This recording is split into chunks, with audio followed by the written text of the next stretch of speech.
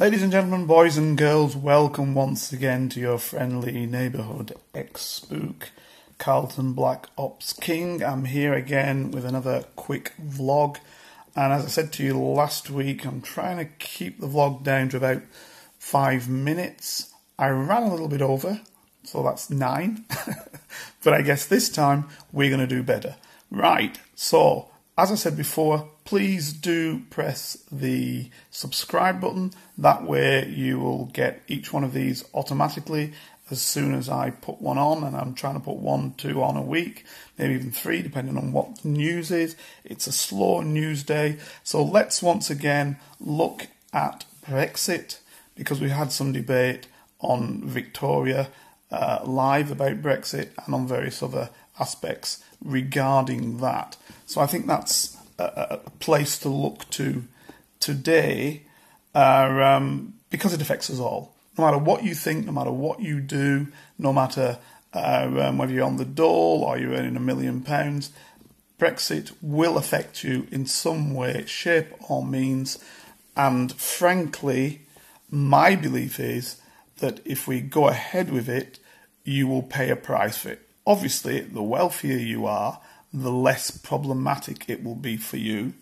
But the poorer you are, the more you will pay for Brexit. Now, that seems strange, because it seems to be, when you look at it, that often people who say they are poor are the ones who say they voted for Brexit.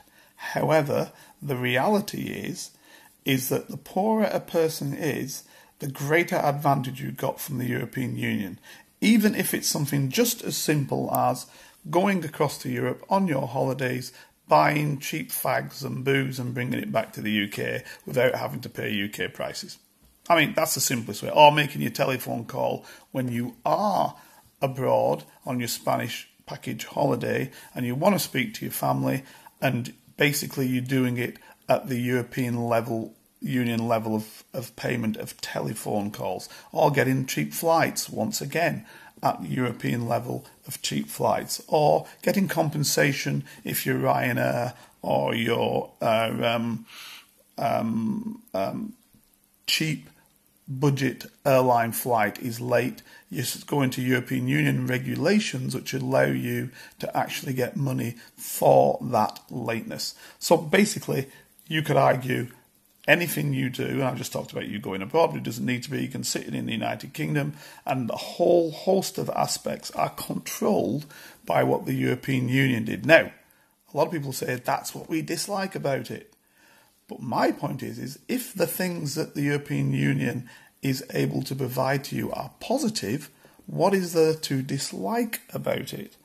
I would argue that maybe the people who might dislike some of the European Union aspects are the wealthier people who have people working for them, who maybe don't want to pay them a decent wage and therefore don't like the European Union, because European Union regs mean you've got to pay people a decent salary for decent work, working time directives and things like that.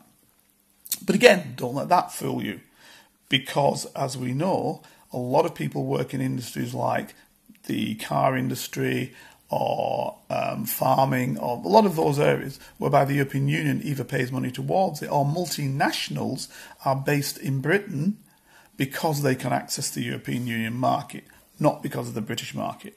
So once we leave, those multinationals will probably say it's pointless staying here because I didn't come to the UK just to fit into a market of 63 million people. I came to the UK to fit into the bigger market of 500 million people, which is the European Union. So no matter what you do or how you do it, the European Union will affect you. Now, all I'm going to say is in the last minute and a half is this. I'm not disrespecting anybody by saying that the vast majority of people who voted in the referendum did not have a clue what the European Union does. And I'll say that because I'm somebody who spent a lot of time in the European Union, lived in various European Union countries, and worked extensively in the European Union. And therefore it was my business to understand what the European Union did, how it does it, and why it did it, and why it does it. Other people it wasn't their business. And in fact, governments, regardless of whether they are Labour or Conservative, have oftentimes utilised the European Union as the whipping boy. When they wanted to bring something into power, they'd say, oh, it's a European Union Act, when in fact they voted for it. And oftentimes they carried the action out that the European Union said you must to the 8th degree rather than lessening it. And I'll finish on this.